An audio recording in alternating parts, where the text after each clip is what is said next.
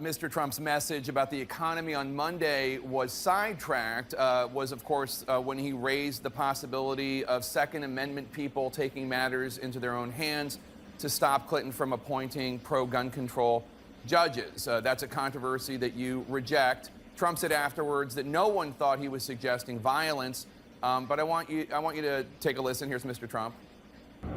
Nobody in that room thought anything other than what you just said. There can be no other interpretation. Even reporters have told me. I mean, give me a break.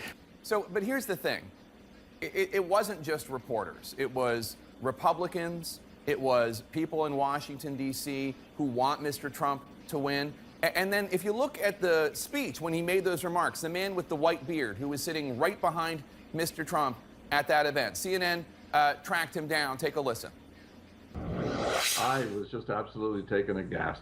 Down here in the South, we don't curse in front of women, we don't drink liquor in front of the preacher, and we don't make jokes like that in public. We would have taken Mr. Trump to the shed and said, don't say things like that because people will misconstrue it. So that's Darrell Vickers. That's a man who's going to vote for Trump. And he interpreted it the same way a lot of other people do. Now, does Mr. Trump need to listen to what Mr. Vickers had to say, which is be more careful with your words?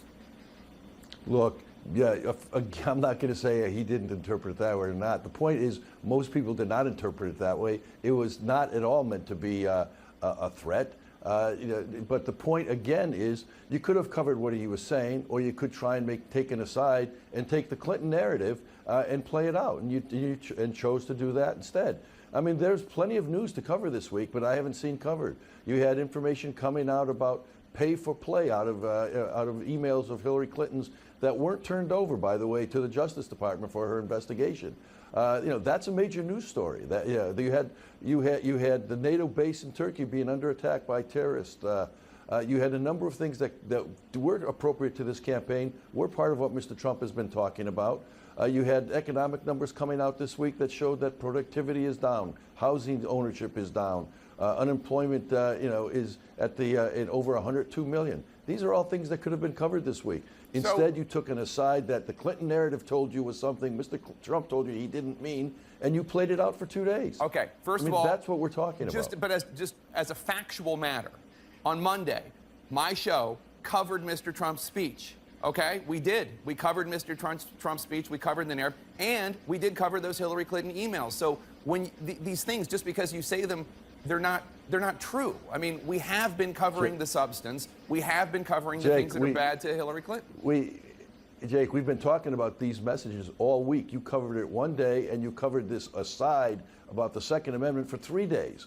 I mean, come on, there's not a comparison here. You had a chance to have a serious discussion about the two economic programs that were presented this past week, this very week, by the two candidates. There was no discussion. There was no comparison. And Mr. Trump bears no responsibility. And Mr. Trump bears no responsibility for his campaign being off message. He's not his comments about the Second Amendment had nothing to do with why we weren't covering the economic message.